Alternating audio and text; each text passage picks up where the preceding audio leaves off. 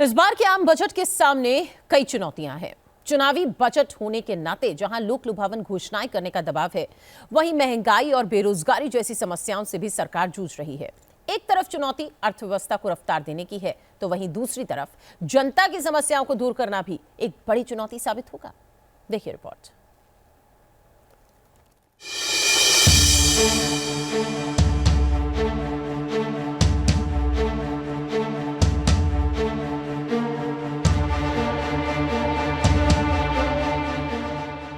देश के आम बजट की तैयारियों में लगे हुए अधिकारियों और कर्मचारियों का मुंह तो वित्त मंत्री निर्मला सीतारमण ने हलवे से मीठा कर दिया, लेकिन अब जनता इंतजार कर रही है कि बजट से उनका भी जायका कैसा होगा।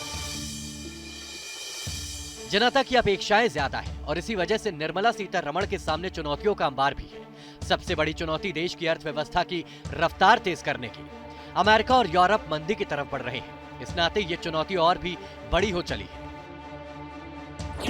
देश का राजकोषीय और चालू खाता घाटा ऊंचे स्तर पर बना हुआ है। रुपया लगातार कमजोर होता जा रहा है। अर्थशास्त्री मानते हैं कि आने वाले दिनों में रुपए 83 से 84 के स्तर पर फिसल सकता है। कच्चे तेल में फिर से तेजी का रुख नजर आ रहा है। कच्चा तेल महंगा होने की वजह से इंपोर्ट बिल बढ़ेगा। 2022 से 2023 में भारत के लिए 6.5% से ज्यादा ग्रोथ जरूरी है।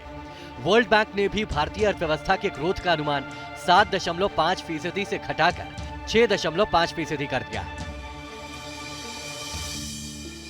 बजट में ऐसे प्रावधान होने चाहिए जिससे कॉर्पोरेट कर्ज और खुदरा कर्ज की मांग बढ़े। साथ ही इंफ्रास्ट्रक्चर पर भी खर्च बढ़ाने की जरूरत है। $5 ट्रिलियन इकोनॉमी, इसका सपना संजोया है। 130 करोड़ देशवासी अगर छोटी छोटी चीजों को लेकर चल पड़े तो $5 ट्रिलियन इकोनॉमी कईयों को मुश्किल लगता है, वो गलत नहीं हो सकते हैं, लेकिन अगर मुश्किल काम नहीं करेंगे तो देश आगे कैसे बढ़ेगा। प्रधानमंत्री नरेंद्र मोदी देश को $5 ट्रिलियन की इकोनॉमी बनाना चाहते हैं, लेकिन $5 ट्रिलियन की अर्थव्यवस्था बनाने की राह आसान नहीं है। केंद्रीय वित्त मंत्री निर्मला सीतारमण के 2023 के इस बजट के सामने भी कई बड़ी चुनौतियां हैं।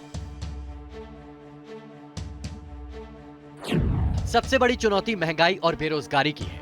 सीएमआईए के आंकड़ों के मुताबिक भारत में बेरोजगारी दर 7.8% हो चली है, जिसमें शहरी क्षेत्रों में बेरोजगारी 7.2% है, जबकि ग्रामीण भारत में बेरोजगारी 8.4% हो चुकी है। दूसरी बड़ी चुनौती महंगाई की है। देश में महंगाई दर 7.4 तक पहुंच गई है। महंगाई बढ़ने से लोगों के घर का बजट बिगड़ रहा है। तीसरी सबसे बड़ी चुनौती है राजकोषीय घाटा कम करने और निवेश बढ़ाने की। चौथी चुनौती है किसानों की आमदनी दोगुनी करने की, क्योंकि ये वादा खुद मोदी सरकार ने किया था कि 2024 तक किसानों की आमदनी दोगुनी होगी। पांचवी चुनौती है 30 करोड़ मध्यम वर्ग को राहत देने की। बढ़ती महंगाई और कम होती आमदनी में मध्यम आय वर्ग आयकर में ज्यादा छूट की अपेक्षा कर रहा है। डायरेक्ट टैक्स में कॉर्पोरेट टैक्स 15% हुआ है, उसमें कम होने की संभावना है, बढ़ने की संभावना नहीं है। तो आम आदमी को खुश करने के लिए, मिडिल क्लास को खुश करने के लिए एक 5 लाख तक का इनकम एग्जम्पशन हो सकता है।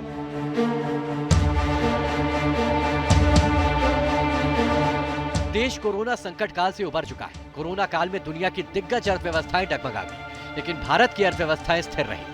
अब उड़ान का वक्त है। निर्मला सीतारमण के सामने चुनौतियां तो हैं, लेकिन ये वक्त अब चुनौतियों से पार पाने का है, एक नया भारत बनाने का है।